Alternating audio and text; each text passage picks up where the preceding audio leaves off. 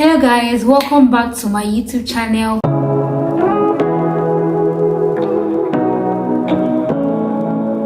I just want to say a big thank you to everybody who watched my last video, who liked, who commented and subscribed. You guys are the real MVPs and I love you guys so much. Okay, so in today's video we're going to be talking about a very common concept, a very common topic, and that is comparison.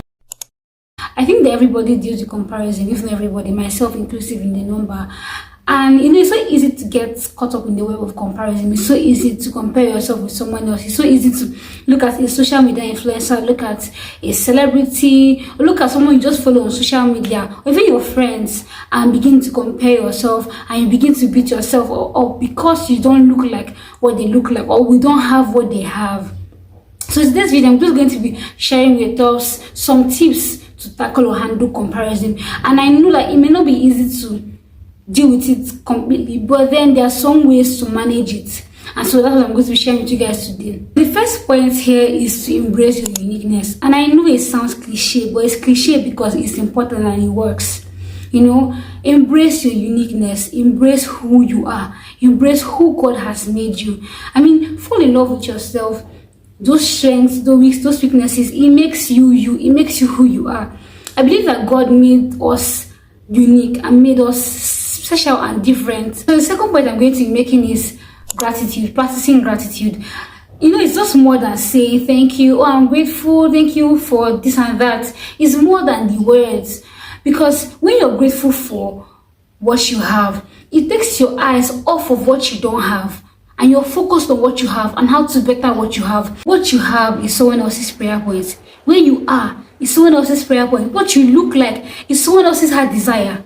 And so if you understand it and get that into your mind, it helps you to shift your focus from what you don't have and focus on what you have. Once you realize this, once you realize that you're someone else's prayer point, it helps you to be content.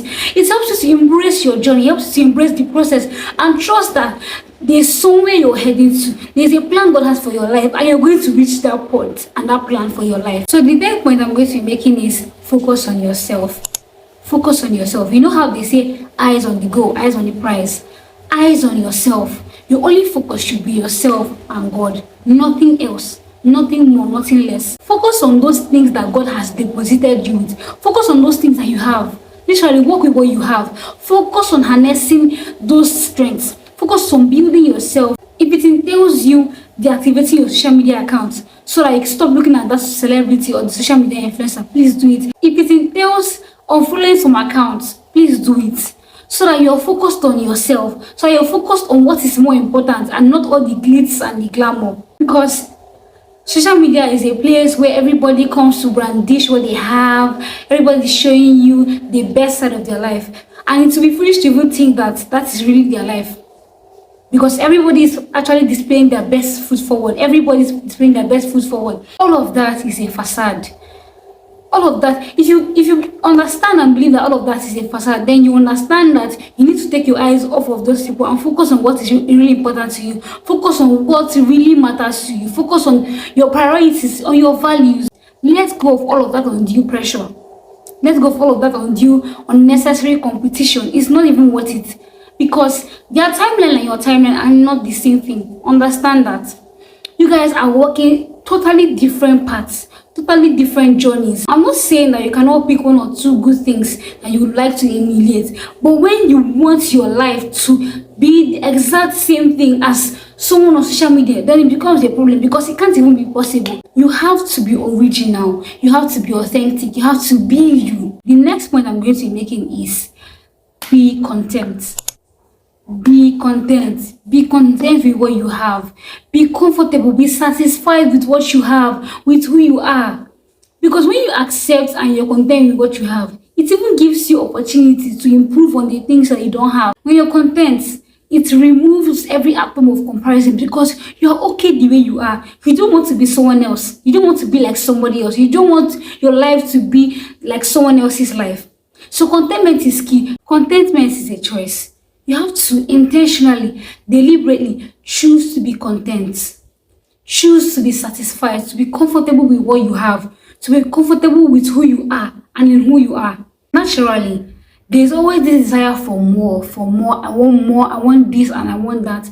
But if you intentionally and deliberately work on yourself, if you intentionally and deliberately decide to be content with what you have, then your problem is solved. The moment you are not content with what you have, you're going to lose sight of what is coming your way. You're going to lose sight of what God wants to do for you and what God is going to do for you. The moment you become discontent, the moment you begin to feel discontent, you're going to lose sight of what you have. You're going to lose sight of everything that has been working for you. You're going to lose sight of the best part of you. And you will eventually lose sight of what God wants to do for you. The last point I'm going to be making is discover your purpose. Discover what God wants you to do. Discover God's plan for your life. I found that once you discover what God wants you to do with your life, then you become busy. You become busy trying to achieve that, trying to fulfill purpose, rather than comparing yourself with somebody else.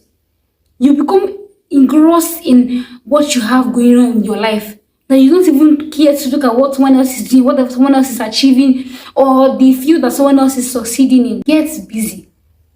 Get busy, find something doing, because when you're not doing something with your life, when you're less busy, then you begin to feel pressure by what somebody else is doing. You begin to compare yourself with what somebody else is, or what somebody else has, or what someone else has going on in their life. When you discover purpose, then you are engrossed in it. That is the only thing that fills your thoughts, the only thing that fills your mind, the only thing that you wake up thinking about. Okay guys, so we've come to the end of this video, and I do hope that this video was helpful to you. Please share with someone who you think needs this video, and please leave a comment for me. Tell me ways that you deal with comparison, practical steps that you handle comparison.